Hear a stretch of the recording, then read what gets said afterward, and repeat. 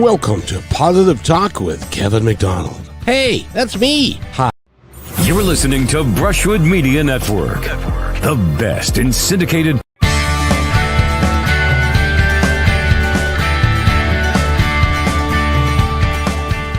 Welcome to Positive Talk with Kevin McDonald. Hey, that's me. Hi, and welcome to Positive Talk. Our show features the best positive stories and people from around the globe as we endeavor to answer the universal question of why am I here and what is my purpose? Understanding that can change everything, and knowing your greatness is fundamental to living your best life. So join us right now as together we work to create the adventure of our lifetime.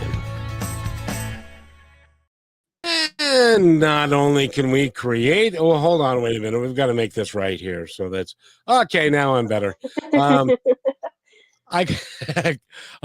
Rochelle is with me and as going to be like always, because she is just adorable. And we've got a great guest today. Would you like to introduce our guest, young lady? I would love to. Ladies and gentlemen, today we have Amanda Reece with Amandafesting joining us in to talk about her story and how she got to the beautiful, amazing, happy, smiley person that she is now, because it wasn't always that way. So welcome, Amanda, and thank you so much for being here with us. This is going to be really fun. I can't wait. It is so cool to watch the two of you smile. And Rochelle was with me all day yesterday, and she said her cheeks hurt by the end of the day. That's right. They do. They already do. Yeah. Give myself little massages every chance I get. I wonder if I get benefits for that. Just like the cheek massages from just smiling and laughing too much. That's a goal. Yeah. Yes. It's changing my face structure. I probably am going to start smiling in my sleep too. Well, you've got great cheekbones, and they're being highlighted by your smiles and all that kind of stuff. So, but Amanda Reece is she just came back from Portugal, and now she's back in Canada, which is the 51st state, I do believe. Oh my gosh, right? I have heard those things going around. On TikTok too. It was a really interesting, like 12 hours with everybody gone. That happened when I was in Portugal. I was like, where did everybody go? It's so quiet. TikTok went away for a little bit. Now it's back, and then they go away again. Who knows? Now it's back. It's good. But Amanda, we love you. We love you to death. You've got a great smile. You've got great energy and a great spirit. Tell us your story, because it wasn't always that way. So I want to say that I've always leaned into the happy, and I've always tried to be happy, even with the things that were going on with life back then. But it wasn't, I wouldn't have been on this Positive Talk radio back then. That's for sure. And not where I was, not with the vibration and like a level that I was in back then. Okay. So story time. It's always like, where do I want to start this and start unpacking this in my brain? But do we want to start with like once upon a time? Like once upon a time, I was a very sedentary, pain, living in not the greatest situation kind of vibration. So for over a decade, even longer. And it's like, when I think back to my story, it probably started right back in elementary school, in high school. And for anyone listening out here, we are going to talk a lot about the lady issues this podcast and get right into this. So right into period talk and talking positives about periods and all these things. So my periods when I was younger, they were horrible. And I was always told that I was just kind of exaggerating a little bit, like, kind of get over it. Like, you're fine, you're a girl. This is what life is now. Welcome, you're a woman. This is, life. And I remember like passing out from my period when I was younger, like full out, like overheated, seeing colors, passing out. And my periods didn't feel normal. Like they were really heavy, all the things, they weren't great. And I remember back then, like the solution was to just get me on birth control, like at a really young age. So I got on to birth control, and I mean, sure, that helped and it was great, for a little while and all that, but things just started getting worse as life went on. I started in my early 20s getting a lot of lower back pain, to the point that like I couldn't stand up for long periods of time. And it sucked, right? Because you see your friends, some of your friends going out, and we're going, back then we're going to the club, we're doing all these things. I found myself drinking heavily and doing these things to kind of mask the pain and keep up, because that felt better to do those things. And the pain just kept getting worse. So I kept just sitting down more and more and more. That's how life went. It impacted my jobs. Like I was a child and youth worker back then, and I wouldn't go out for hikes or do any of the activities with the kids back then. I think about all the stuff that I missed out on back then because my body just wouldn't do that stuff. If I had to get into a restraint with a kiddo because they were being unsafe, and we were protecting them or protecting other people in the home, I would get into the restraint with them, and I immediately trade off with another staff, because if I was in a standing position, I wouldn't be able to stand with the lower back pain. So I found like most of my life just started being sitting. I transitioned into a desk job because that was easier to sit and do those things. I used to just smoke, I used to drink, and that was the vibration that I was in. And I would still laugh and have fun and do those things. Anyone back then, would be like, Amanda's always been a fun and happy and positive person, like always laughing. Well, I tried to make the most of those things, but I would get home from socializing and I'd just crash. I'd be done. I wouldn't want to leave my couch for days. And that would be my happy spot where I could just literally, I used to call them perfect the art of doing nothing days, because I just wanted to do nothing. I was like, I'm just going to sit here and I'm going to do nothing. I'm going to eat and I'm going to smoke and I'm going to drink like 2 or 3 bottles of wine and I'm going to be really happy. And like when the pandemic happened, I was in my glory. I remember winning like a wheelbarrow full of cheer for a stag and doe that happened. And I remember calling it like a gift from the pandemic gods, that I was just able to sit and drink and do nothing the entire pandemic.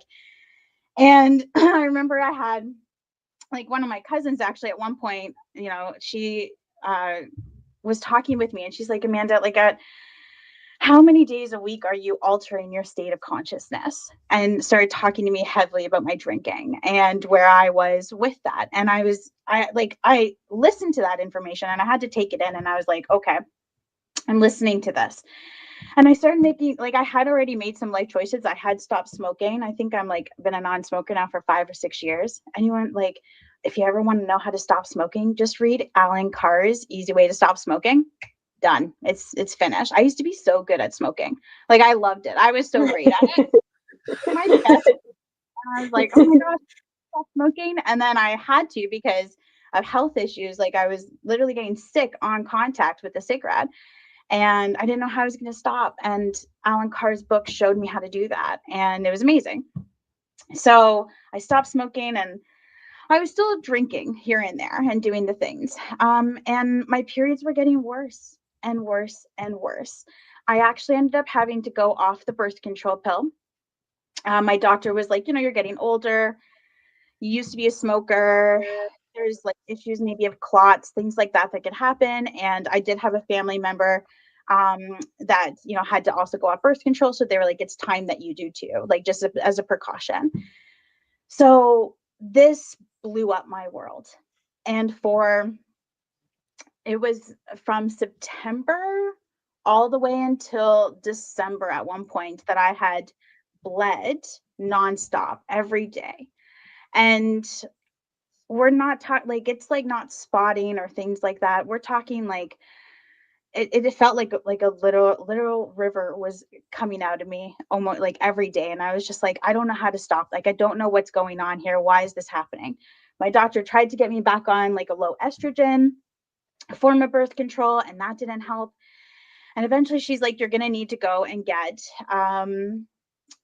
like an IUD put in. And I was like, how many times over the years had I talked to her and I said, I don't want kids. I said, I haven't had sex for over a decade. I don't want kids. I've seen, you know, I'm like, I've made it very clear that I don't want children. Can we not just have a conversation about me getting rid of this fucking uterus? And I would get so mad that she just like wouldn't take it out. And she's like, you're too young. You're going to change your mind. Like, no doctor is going to do this for you because you're too young. And at the time I was 36. I was that's how, and I hadn't had sex for a decade. I'm like, I'm pretty sure I'm past like, you know, these childhood years. And I'm pretty sure I've made it clear I don't want to be dating and doing this stuff. I don't know how much more I need to be shouting from the rooftop that I don't want this life for myself. I've watched all my friends have kids and it's not something that I want to do. She still wouldn't entertain the idea. So I went to go to a gynecologist. She referred me to a gynecologist to get this IUD put in. And I talked to this gynecologist as well. I said, I'd really like my uterus out. Like, I want it gone. Let's get rid of it. Let's evict it. And he was like, absolutely not. You're too young. We're going to get it into you. He's like, you're going to change your mind. And I'm like, if I hear one more doctor tell me I'm going to change my mind about wanting freaking uterus out of me, like I was getting like so fired up and so angry. And I think this is like, and Amandafesting is not a new term. Like for years, my friends used to call this Amandafesting because if I wanted something, I'd go after it. Like it was already mine. It was happening. And I'm like, I am getting this hysterectomy. And I'm like, I don't know what you all understand about this, but it is happening. And I'd be getting angrier. Like they would come out this way sometimes, like with anger. And trying to give it, like, you know, I could smile and do whatever else, but smiling sometimes just wasn't going to get me those things too. So I'd be trying to have these real conversations with my doctors and they wouldn't have it because, well, I don't know my body, right? Like I would change my mind. I would, you know, want to have children one day. So this doctor and this gynecologist and I got into quite a few arguments over the brief time that I was with him. And I remember having the IUD put in, and it was the most excruciating pain I have ever experienced in my life. And this male gynecologist told me that it wasn't that bad. And that it was, I was like, do you have a vagina? Like, I was like, do you know what this is? That I was like, I couldn't even. I remember there was a nurse there and I was squeezing her hand and I was in tears. Like it was awful. And he's like, it's not that bad. And I'm like, you and I are not friends, Mr. Gynecologist. We're not ever going to be friends in the same way that like, yeah. And I mean that, like, not like, I was like, we are not going to be friends. So this I left this gynecologist's office and I had this IUD and for 2 weeks, I could like feel it in me. Like, I'm like, I don't want this in me. It's coming out. And I was like, I remember like envisioning, I'm like, if I just like, what would happen if I just like tugged and like, would it all just come out? Like, I'm like, how would this work? Like, what would happen? Because I was like, I don't want this in here. I could feel it. It was bugging me. And I was like, I got to get it all out of me. And 2 weeks after that, my doctor called and she's like, you have to go back to the gynecologist because your pap smear results are back and they are abnormal. And that's not abnormal for me to have abnormal pap smears. I've had those kind of all throughout my existence with life. So I was like, fine, I'll go back to the gynecologist that is not my friend so he can, you know, him and I can get in some more fights. And we did. To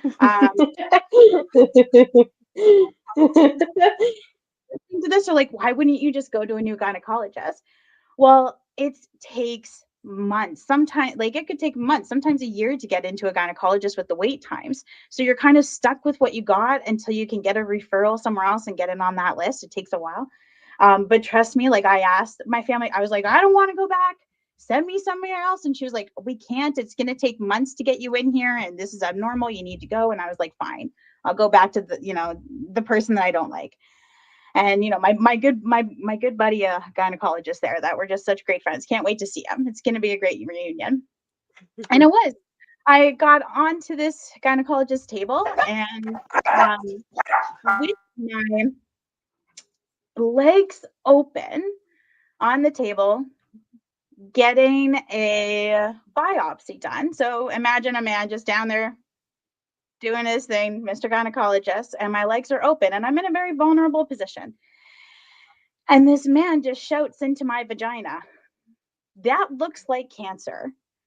And I was like, dropped. I was like, everything in my existence was like, did I just manifest cancer? Like, what is happening? What's going on? Like, your mind just starts going a million, like, well, it goes so fast when you get diagnosed with cancer. For me anyway, my mind was on repeat, but it was also frozen at the same time. I couldn't think, but I was thinking nonstop. And this man is still down there, and he's telling me that I had cancer. And I was like, okay, well, get my uterus out of me then. Like, just get rid of it. Like, I don't want it anyway. I've already told you that. Well, hold on here. You're still so young. Like, we don't know what this is. We need to do a cone procedure now. And don't worry. This is like what he tells me. He's like, don't worry. We're going to do a cone procedure to see how far the cancer has spread. And we're going to put a band in to make sure that you can still have children. I think if I was Hulk, I would have shifted at that point and like flipped his desk if I was strong enough to do that. Wasn't so like, and I didn't turn green, like, not that I think of. Maybe he has a different recollection of it, but I was like, how many times do I need to tell you that I don't want children? And so I kept, I was talking to my doctor throughout all this, and she was like, it's a matter of how far the cancer is spread before we give you this hysterectomy. And it was kind of like messed up to think that I was so focused on just getting my uterus out of me that I didn't really even process that I had cancer. Like, my doctor had to keep telling me, she's like, Amanda, you have cancer. You have cancer. Like, telling me this because I was in such denial. And I'm like, I don't care. I'm like, I want my uterus out, and it's coming out, and this is what I want right now. So I was like so excited about getting this uterus out. You want to say, like, I can. Amanda, I want to stop you there because we need to take a real quick break. And when we come back, we're going to, because now we are on the edge of our seat. What's going to happen? Did the uterus stay or did the uterus go? We'll be right back. Are you looking for a powerful way to grow your brand while making a real difference? Well, Positive Talk is the perfect platform to align your message with inspiration, hope, and meaningful conversations. By sponsoring Positive Talk, your brand will reach an engaged audience that values positivity and connection. People who want to support companies that share their values. Take this opportunity to showcase your business in a space that uplifts, inspires, and creates lasting impact. Don't wait. Email me, Kevin at kmmedia.pro today to learn how you can partner with us and spread positivity while growing your brand.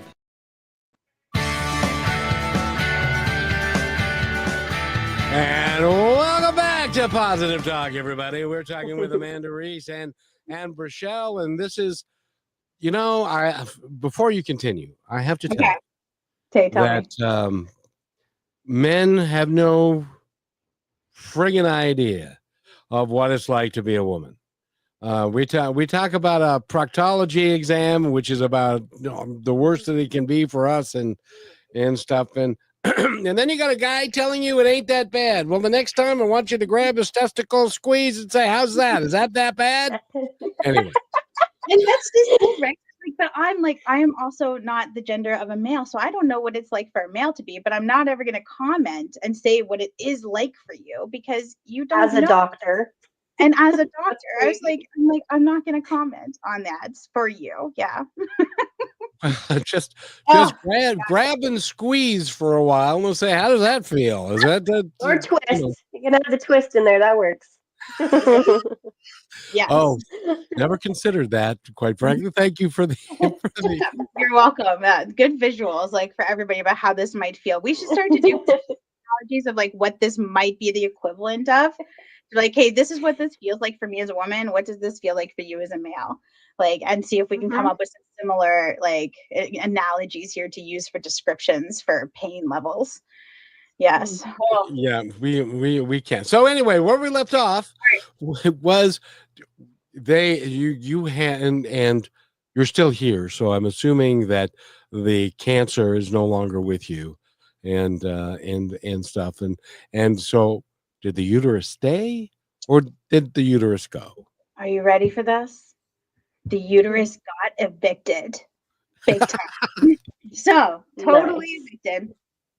And the reason that it got evicted was because the cancer had spread.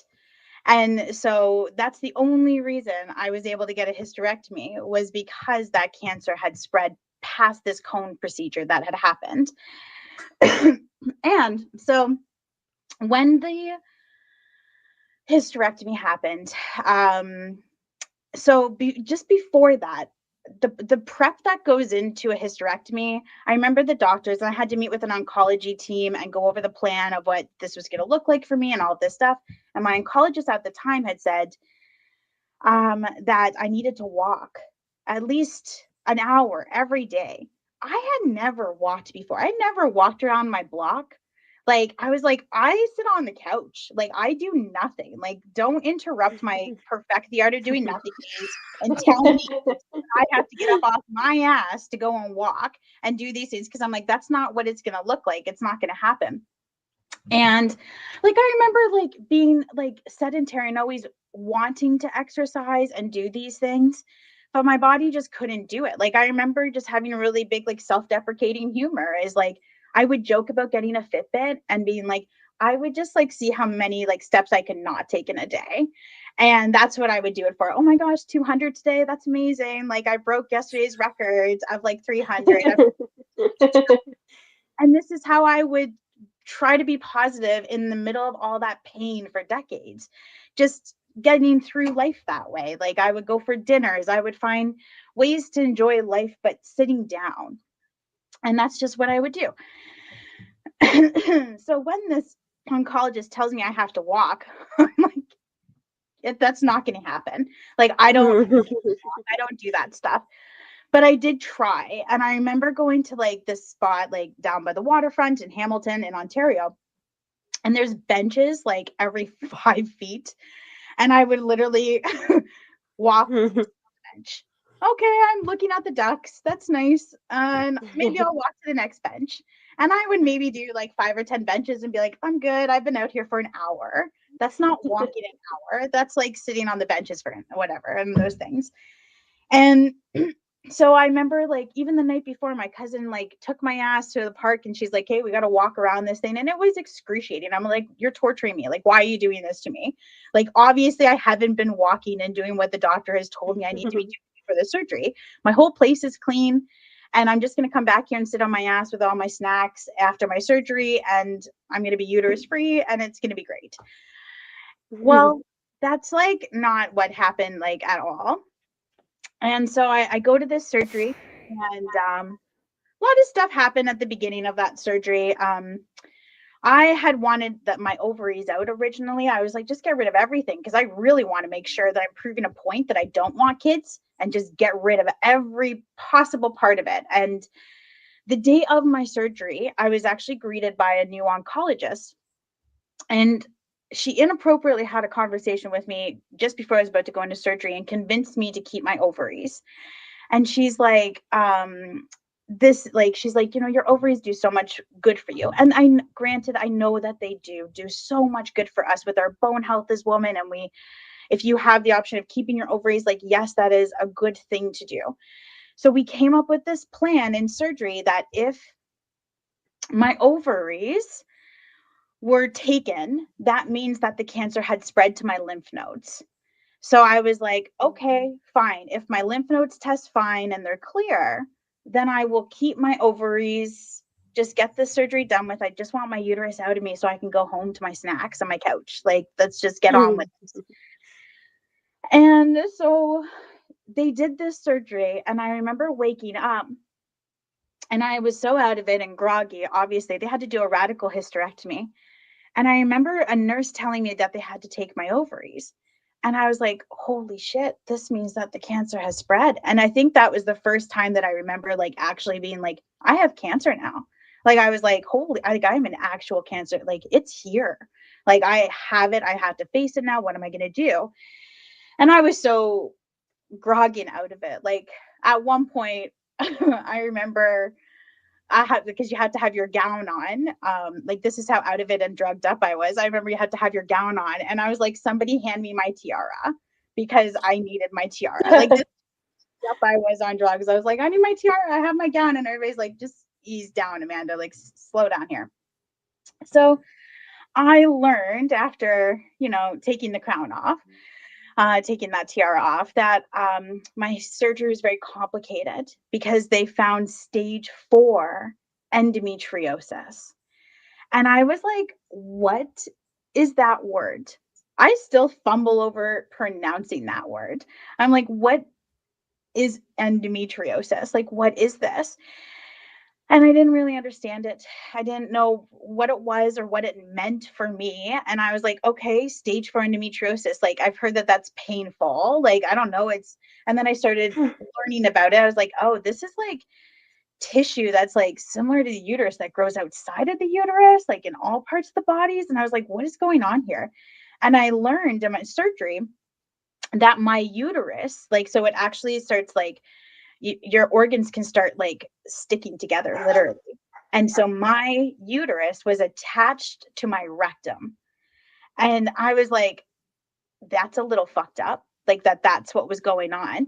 Oh, Amanda. Yeah. Oh, should I not be swearing? Before you continue, yes, because those all have to be edited out. Oh, okay, fine. I'll stop doing that then. I'll keep it under control. All right. PG. No, and I just got to tell you, for those that are listening, there's a guy that is in a control room in New York that is going, holy Moses, we can't do that. Like so much swearing. He's like, I gotta beep this out every second. I need the ground rules before I do these podcasts from the beginning from now on. Like, please tell me, am I allowed to be authentic and swear, or is that like a no? Okay. Yes. Professional, not doing the swearing. You can say friggin', you can say okay. Oh, I can get colorful that way? Okay, I'll get colorful that way. All right, I'll do that. All right. I'll tone it down, but color it up that way. That's what I'll do. Perfect. And so yeah. You're gonna manifest that. So that's perfect. I will just because as soon as you speak it, then you can do it. You can say that and do that. So that's fine. I can do that. I appreciate that. I will promise not to make work for anybody in the control room again. I can do that. Oh, you're fine. You're fine. it's yeah. So okay, so I learned that I had endometriosis, and it was stage 4, which is the highest ranking possible that there is for endometriosis. They stage 1, 2, 3, or 4 is like you absolutely hate your life and good luck doing anything because that's just going to be your life, which is what mine was. And I still didn't understand like what it all meant for me. I had a lot of complications after my hysterectomy. I had nerve damage in my thighs that still goes on to this day. My wound opened up, even like they had like my incision wound. It was like I went from just above my navel all the way down, and it opened up from the bottom up. And so I literally had to heal from the inside out. And it's like such an analogy and metaphor for my life. And yeah, I can refer to that like the cartoon Inside Out, because I literally did have to heal from the inside out from this journey. And so when I started to heal though, again, here the doctors are telling me that I need to be going for walks and healing my body and doing this. And I was like, do we not remember that I don't walk, that I don't do that stuff? Like, that's not who I am. That's not what I do. Like, just let me out of here so I can go home and go to my couch. And so I was like, yeah, I'll walk, telling them that I'll walk. And I was like, I'll do this stuff. And I did go for walks. I tried to go for like little walks around this fountain that I have. And I have this beautiful like Greek like fountain outside my building. It's one of the reasons I moved into this building. And I would try to go for walks around that. I had to do them 3 times a day, and my mind still wasn't catching on to what I was doing. But I was like, I'll go for your walks, like, and just help, tell the doctors I'm doing this stuff. And I was doing it. And then one day I was at home, and I'm at the desk that I was at then. And this is a sit stand desk. And I remember just getting a little achy and sore. So like, I was like, okay, I have to stand up and just kind of move, like just get out of my comfort zone a little bit here.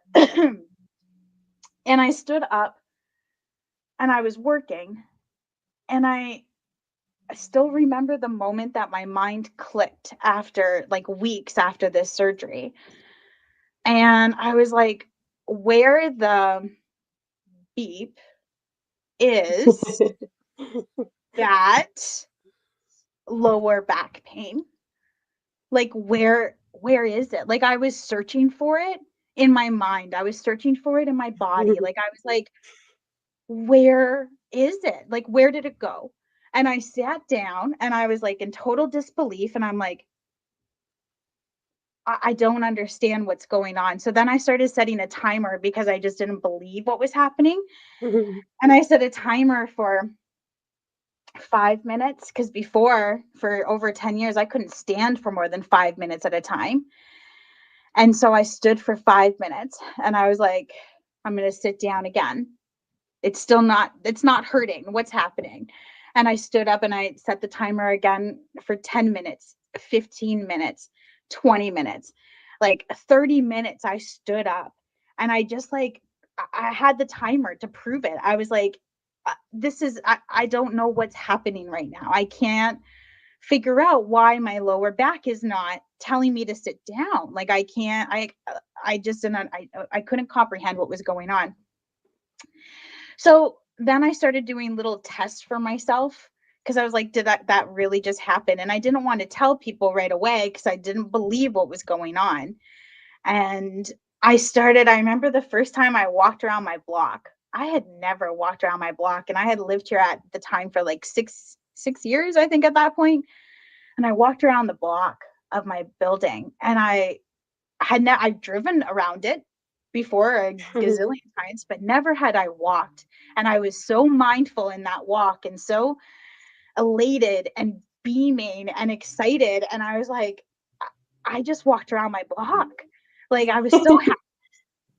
And I got inside and I'm like exhausted because a hysterectomy, it like winded me. Like, your whole body is just so tired, right? And I felt like I had walked a marathon, and I had, because I had never done that before. And then the next, like, day, I was like, or maybe it was a few days later, I was like, what if I walk a little bit further around the block and not just do that block, but do a little bit more? And I did that. Hold that thought, because we Okay. have to do a station break. Okay. And you get to take a breath, and we'll be right back on Positive Talk. You're listening to Brushwood Media Network, the best in syndicated talk, news, and entertainment shows. As you go about your daily life, look closer. As you gather with family and friends who love and support you, look closer. There are youth right in your community who don't have the home, warmth, and healing you have. So look closer. Every year across America, a staggering 4.2 million youth are homeless or trafficked. And for 50 years, Covenant House has worked relentlessly to keep them safe and protected. Tonight, 2,000 young people will sleep safely in a Covenant House bed. And tomorrow, they will wake up surrounded by love. They get clean clothes, hot meals, medical care, and a safe place to sleep. 24 hours a day, 7 days a week. In sites across America to help them fulfill the great promise of their lives. So look closer at Covenant House. To help or get help, go to covenanthouse.org. And welcome back to Positive Talk with Kevin McDonald. Rochelle is here. Rochelle, what do you think of the story so far? It's kind of horrific, isn't it? I know. It is. It is. It just goes to prove like what people go through, and you may not have any idea. People may have thought, oh, well, Amanda's just lazy and she doesn't like to do much and she doesn't want to go out and she's not a people person. but really you're just trying to deal with all these life-threatening things, and then to have it all kind of come to an end and have this new beginning and to find out that you were right and knew there was something wrong all along. It just shares the message, make sure you have a good doctor, make sure you have somebody who listens to you. And if they don't, walk out. Don't That's even right. waste the time. You deserve so much more than that. And I'm so excited to hear about more of your walking and your adventures and the other side of this Mhm. horrificness.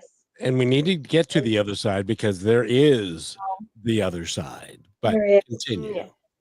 There is.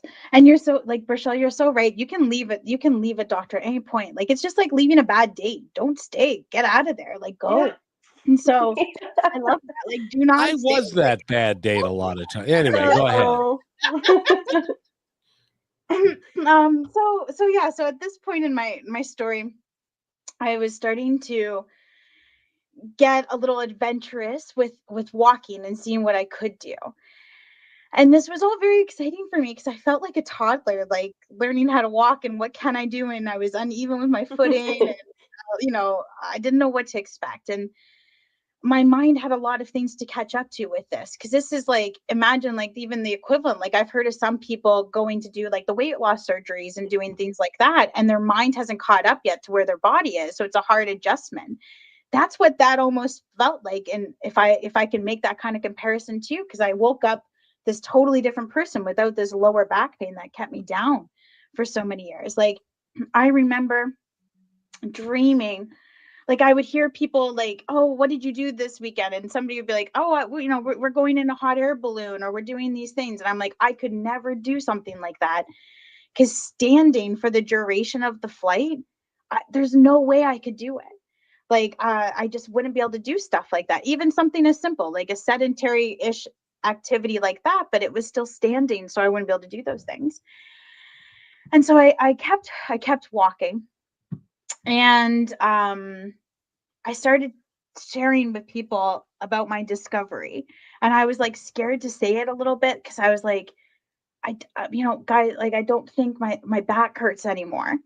Like I think I can go out and do things. Like I think I can do stuff. And I always loved to socialize. Socializing was my dopamine. Like that's how I loved spending time with people and doing those things, but I just always chose different activities to do those things in. I couldn't, do the active stuff that people do. If people were saying they were going for a walk or a hike or playing a game of catch or going out to the, playing hockey on the street or doing any of the things that I would not do those things because that involved movement and activity and it hurt to move.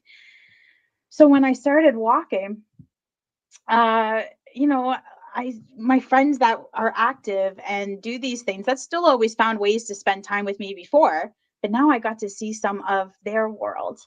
And I Mm. started going for walks with them. I started going for hikes with them. I remember the first time I went on a hike with friends. And they were going easy on me because they are very active, like strong people, and they took it really slow for me because my body was still learning this stuff. So they were very patient friends, and it was really exciting to go on a hike. I'm like, oh my gosh, I hiked 4K. I did that. Like I did that. Like I was so excited, and they're like, yeah, we could go for about 3 more laps, but yeah, like, but they were cheering me on. Like they were so excited for that. And that year, I still talk about everything that happened in 2023 because it was like everything unleashed and I just started traveling everywhere. I went from like not like being able to do nothing to all of a sudden going out. Like my world was so small before. It was like just this little bubble of Hamilton. Like I didn't go very far. If I went far, it was to an all-inclusive resort or things like that I could sit around and drink at. But I went to out west to Canada and I was hiking through like magical rainforests out in BC. And then I was at like Mardi Gras in New Orleans, and I was I made this trip and I booked this trip to Turkey and Greece, and I left for 2 months, and I actually manifested a remote work lifestyle so I could go and do that trip. Like it was wild how things just started happening for me, like boom, boom, boom, like instantly as soon as I said that I wanted to do something or that, and invitation came up for me, I was like, I'm going to do that. And I didn't know how I was going to do it, but I'm like, I'm going to do that. And it would happen for me. And that moment that I ended up in Cappadocia was surreal for me, because I made it to this dream vision that I had for so many years of being able to go into a hot air balloon. And I remember just getting into it, and it was still tricky to get into it, but I was like, I'm doing this. I can do anything now. I'm good. And tumbling into the gondola and then getting up there, and it just felt surreal. Like, I'm like, is this my life? Like, I've been traveling and hiking and doing all these things, and I couldn't believe, like, it was like sensory overload that whole year. And my life has just continued that way. I work remotely now, and I just go wherever I want to go. Like, I just decide I want to go to Portugal for a month. I just went to Portugal for a month. And that's how my life just rolls out now. And it's so fun and full of adventure. Like, my idea of a vacation is not sitting at an all-inclusive resort drinking and that's what it used to be. Now my idea is, I'm going to go and explore and get up to a castle today and walk through like centuries old, like, of just magical, mystical things. And this is how I'm going to live. So that's where I am now. It's really, and I love it. I'm so in love with my life. So it's almost like you were reborn in reverse. Yeah. So I actually had a friend say that. It was actually my sister. She's like, at this age, we're coming into our 40s, and she's like, most of us are figuring out what our bodies can't do, and you're learning what your body can do. And I loved how she worded that, because it felt like it was such a discovery for me. It was like I was leaning into so many things. Like, and I walked myself into plantar fasciitis in New York City because I was so excited to walk, like 20,000 steps in. So then I'm in physiotherapy working through plantar fasciitis. I ended up getting knee injuries because I was climbing up Mount Lycabettus Hill in Greece, and I get a knee injury, and I'm like working through physiotherapy in that. I have, slip and falls, and like things happen in life still. It doesn't mean like life is just perfect and peachy and all of these things. Real things and setbacks continuously happen. I had a job last year. Like, I had all these things happen, but I embraced all that messiness, and it's like I needed to be in it. And I'm like, I'm supposed to be doing this right now. I need to be in this messy because it's going to show me something. It doesn't feel good to be in it, and it's really triggering to be in these spots, but I've got to do it. And without those setbacks, I wouldn't have had other business opportunities. I wouldn't have been there for a conversation with somebody. I wouldn't have, like, there's something that I noticed that would come up, and I'm like, I'm so glad I'm here for this. And if I hadn't have got hurt, then I wouldn't have been here to experience this. So I just try to reframe life in that way all the time. Very good. Very good. Especially through Amandafesting. Yes. Now, Amanda, isn't it true? Feel like a prosecuting attorney again. Isn't it true that your life is progressing at the rate and time and experiential level that it is supposed to, and that if you say yes to all of these things and don't get disappointed when something that you think you want to do right now doesn't work out, or you hurt yourself or something, and then something better and bigger comes along, or you can help somebody that you wouldn't have even been able to help That's right. before, you can do that now. Isn't that really what manifesting is? It is.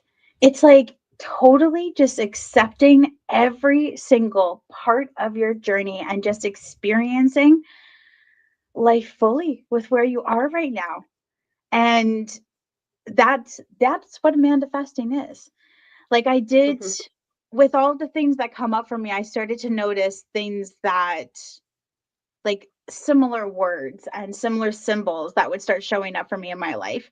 And I actually, because of some of these setbacks, I was like able to like lean into some creative energy and like, what does this all mean? And what's this What's this looking at here? And that's where I was able to kind of come up with my whole slogan of aim and align. And I love acronyms. It's one of my favorite memories, actually, from my father. He loves acronyms.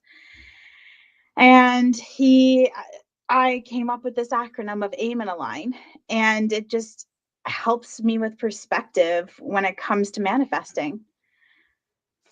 Indeed, and you're able to help people in all kinds of ways because you have service. By the way, where should they go, Brachelle, if they want to find out more about Amanda?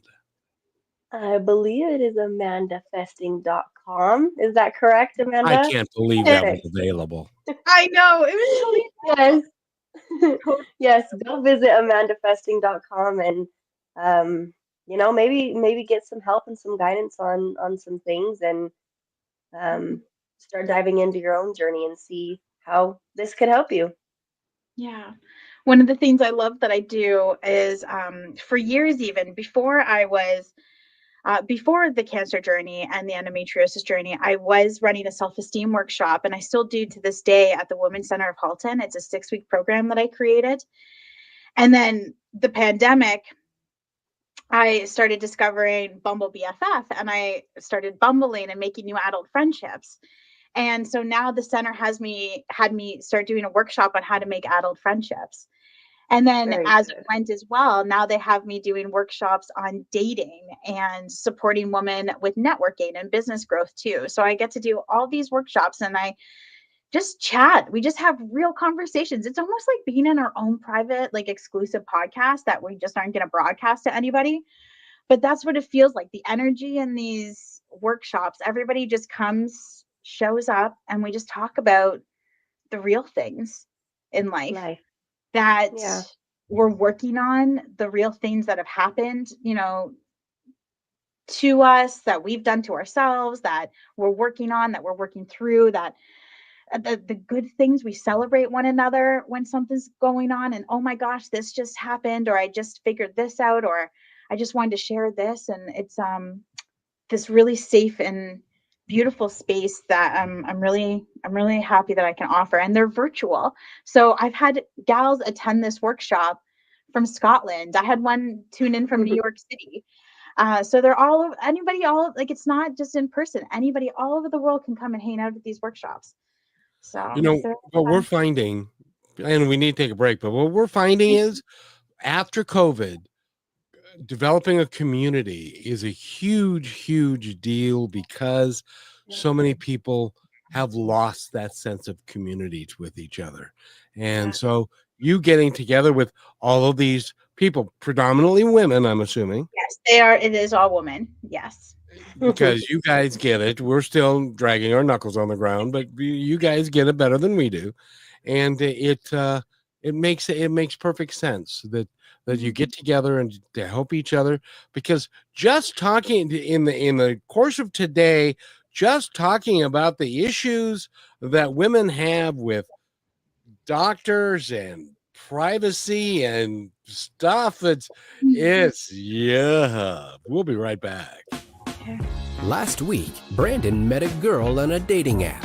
One day after work, he finally found the courage to ask her out. No answer. He started to panic. Was he being too pushy? Maybe it was too... Hey, sorry I didn't respond. I was driving. I would love to go on a date. How does tonight sound? Brandon tried to play it cool, but inside he knew. A girl so smart, so responsible. She must be a keeper.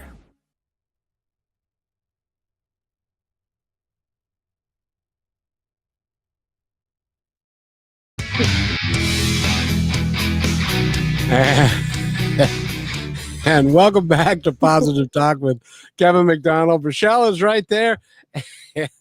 And I'm not sure why you got up and left, but if you got up to do what I think you got up to do, you do it faster than anybody I've ever met in my entire life. No, Kevin, actually, I just like walked in a really fast circle and started shaking my legs. And then I sat back down.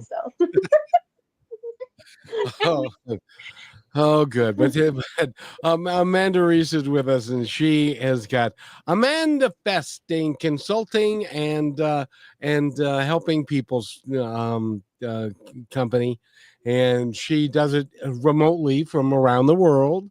She may end up in Portugal. She may do it from another city in another place where you just get a wild hair and you just say, "I'm going." That's right.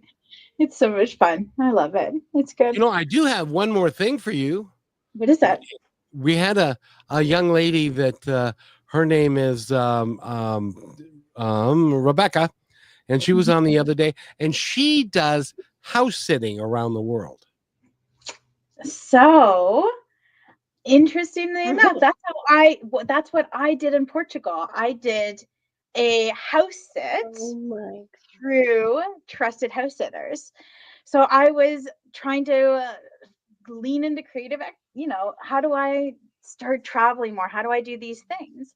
And so I learned about trusted house sitters from the Facebook group Host a Sister. So I hosted a sister here in my apartment here in Hamilton, and she's been traveling the world doing pet sits everywhere and anywhere you can imagine through trusted house sitters. And I actually found this house sit in Portugal with no pets. So I just had the whole apartment to myself and could work and go and explore my new favorite city, Lisbon. It was awesome. See, Kevin, I'm telling you, I don't know how much longer I'll be here, but when I figure it out, I will, Rochelle, I'll send you all the things. I'll be your reference for you. It's great. Okay. No, you won't. You stop it, you. We could do house sits together. We'll message Kevin together. We will go and do these. We'll be like, hey, we're just reporting in from where do we want to be in the world? We could go to Porto. We could go to Portugal again and do that. We could be in Greece. Who knows where our house sits are going to land? It's good. Yeah, it's going to be so exciting. Kevin, just you watch. Oh, God. I have three recommendations.